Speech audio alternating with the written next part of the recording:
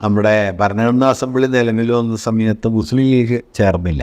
അന്ന് അവർ വിട്ടു നിൽക്കുകയാണ് ചെയ്തത്. അപ്പോൾ അസംബ്ലി ആദ്യം സമ്മേളിച്ചപ്പോൾ അധ്യക്ഷനായി തെരഞ്ഞെടുക്കുന്നത് രാജേന്ദ്രപ്രസാദിനെയാണ്. രാജേന്ദ്രപ്രസാദിൻ്റെ ആദ്യത്തെ പ്രസംഗത്തിൽ രാജേന്ദ്രപ്രസാദ് പറയുന്ന കാര്യം എന്താണെന്ന് വെച്ചാൽ, നമുക്ക് വാസ്തവത്തിൽ കൂടുതൽ ഉത്തരവാദിത്വമുണ്ട്. മുസ്ലിം ലീഗിലെ അംഗങ്ങൾ ഇവിടെ ഉണ്ടായിരുന്നെങ്കിൽ അവരുന്നയിക്കുമായിരുന്ന വിമർശനങ്ങൾ കൂടി പരിഗണിച്ച് വേണം നമ്മൾ അന്തിമ തീരുമാനത്തിലേക്ക് പോകാൻ. അവർക്ക് വേണ്ടി കൂടി നമ്മൾ ആലോചിക്കണം. അവരുന്നയിക്കാവുന്ന വിമർശനങ്ങൾ കൂടി നമ്മൾ ഉന്നയിക്കണം. അതിനെ കൂടി പരിഗണിച്ച് അന്തിമമായ തീരുമാനത്തിലേക്ക് പോകണം. അവിടെ നിന്ന് നമ്മളിപ്പോൾ ഇവിടെ എത്തിയെന്ന് വെച്ച് കഴിഞ്ഞാൽ നമ്മുടെ IPCയും CRPCയും ഒക്കെ മാറ്റിയല്ലോ.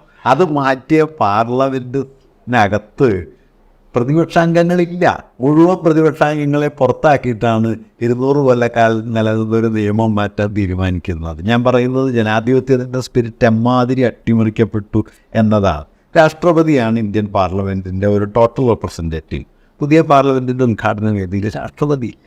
പകരം ഈ ചെങ്കോലുമായിട്ട് ഇവിടെ നിന്ന് വന്ന ചില വിദ്വാൻമാർ അവിടെയുണ്ട്. അങ്ങനെ എല്ലാ നിലയിലും ഞാൻ പറഞ്ഞത് ഭാഷ, സംസ്കാരം, വിജ്ഞാനം, ചരിത്രബോധം, ജീവിത രീതികൾ, അടിസ്ഥാന മൂല്യങ്ങൾ, ഇതിലൊക്കെ എത്രയോ വലിയൊരു സഹവർത്തിത്വത്തിൻ്റെ ചരിത്രം നമുക്കുണ്ട്. ഇപ്പോൾ CL പറഞ്ഞ ആ കാര്യമുണ്ടല്ലോ, ഗാന്ധി, നെഹ്റു, അംബേദ്കർ മൂന്ന് ധ്രുവങ്ങളിൽ നിന്ന മനുഷ്യരാണ്.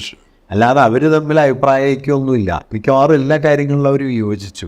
പക്ഷെ ഒരു രാഷ്ട്രത്തെ രൂപപ്പെടുത്തുന്ന കാര്യത്തിൽ അവർ ഒരുമിച്ച് നിൽക്കുകയും അംബേദ്കറെ പോലെ ഒരാളെ ഈ ഡ്രാഫ്റ്റിംഗ് കമ്മിറ്റിയുടെ ചെയർമാനാക്കണമെന്നും മന്ത്രിസഭയിൽ എടുക്കണമെന്നും അംബേദ്കർ ഏറ്റവും അധികം വിമർശിച്ച ഗാന്ധി ആവശ്യപ്പെടും. അല്ലെങ്കിൽ നെഹ്റു അതിനൊപ്പം നിൽക്കും. ഞാൻ പറഞ്ഞത് തങ്ങളെക്കാളൊക്കെ വലുതാണ് രാജ്യമെന്ന് കരുതുന്ന, ഈ രാജ്യത്തിൻ്റെ വൈവിധ്യം എന്ന് കരുതുന്ന ഒരു വലിയ പാരമ്പര്യമുണ്ട്. ഇതിപ്പോൾ സുൽഭാഷ് പറഞ്ഞ ഈ ഒരു കാര്യം എനിക്ക് വേറൊരു തരത്തിലേക്ക് ട്രാൻസ്ലേറ്റ് ചെയ്യാൻ തോന്നും.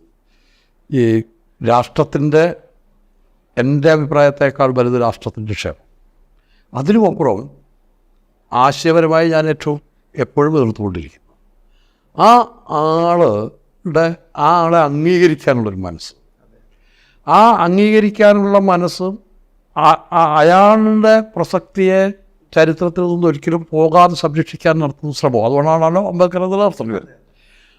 അതല്ലേ ജനാധിപത്യത്തിൻ്റെ ഏറ്റവും ആ സ്പേസിൽ നിന്ന്, അങ്ങനെയുള്ളൊരു കാഴ്ചപ്പാടിൽ നിന്ന് എൻ്റെ ഒപ്പമിരിക്കുന്നവനാണ് ഈ രാജ്യത്തിൻ്റെ ശത്രു എന്നുള്ള വ്യാഖ്യാന തലത്തിലേക്ക് എത്തുമ്പോൾ നമ്മൾ പ്രധാനമെന്ന് കരുതിയിരുന്നതെല്ലാം ഇപ്പോൾ കഴിഞ്ഞതായി പോവാണ്. അതായത് എതിർ ശബ്ദങ്ങളും ഭിന്ന വീക്ഷണങ്ങളും നിലനിൽക്കുക എന്നുള്ളത് വളരെ പ്രധാനമാണല്ലോ.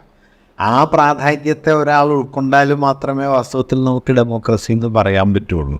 അതല്ല ഒരേ ശബ്ദത്തിൻ്റെ ആവർത്തനമാണ് എല്ലാ ശബ്ദങ്ങളും എന്ന് പറഞ്ഞു കഴിഞ്ഞാൽ വാസ്തവത്തിൽ അതിൽ ഒരു ജനത എന്നുള്ള നിലയിൽ അതില്ല. അത് അടിച്ചേൽപ്പിക്കപ്പെട്ട ഒരു ഏകസ്വരമാണല്ലോ. വാസ്തവത്തിൽ ഇതിപ്പോൾ ഇന്ത്യയിലെ ഏകത എന്ന് പറയുന്നത് വാസ്തവത്തിൽ ഏകതയ്ക്ക് വേണ്ടിയല്ല. ഏകത ഉണ്ടാവേണ്ടത് എപ്പോഴാണ്?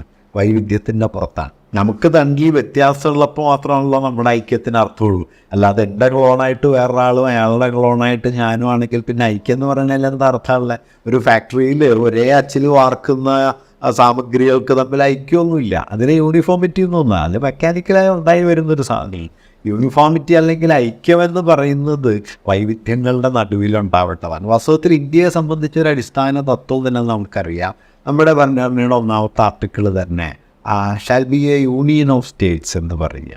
അപ്പോൾ ഇന്ത്യ സംസ്ഥാനങ്ങളുടെ ഒരു യൂണിയനായിരിക്കുമെന്നും ഫെഡറൽ സംവിധാനമായിരിക്കുമെന്നും നമ്മൾ ആദ്യമേ തീരുമാനം എടുക്കുന്നത് ഇത് ഭാഷ കൊണ്ടോ മതം കൊണ്ടോ സംസ്കാരം കൊണ്ടോ മറ്റെന്തെങ്കിലും ഒരു ഘടകം കൊണ്ടോ കൂട്ടിയിണക്കാൻ പറ്റാത്തൊരു വൈവിധ്യം ഇതിനകത്തുണ്ട്. അതായത് ഞാൻ പറയുന്നത് ഒരു പൊളിറ്റിക്കൽ വില്ലിൻ്റെ പുറത്താണ് ഈ രാഷ്ട്രം ഒരുമിച്ച് നിൽക്കുന്നത്. രാഷ്ട്രീയ ഇച്ഛയുടെ പുറത്താണ് ഞങ്ങൾ ഒരു ജനതയാണ് എന്നത്. അത് മതം കൊണ്ടൊന്നും ഉണ്ടായതല്ല.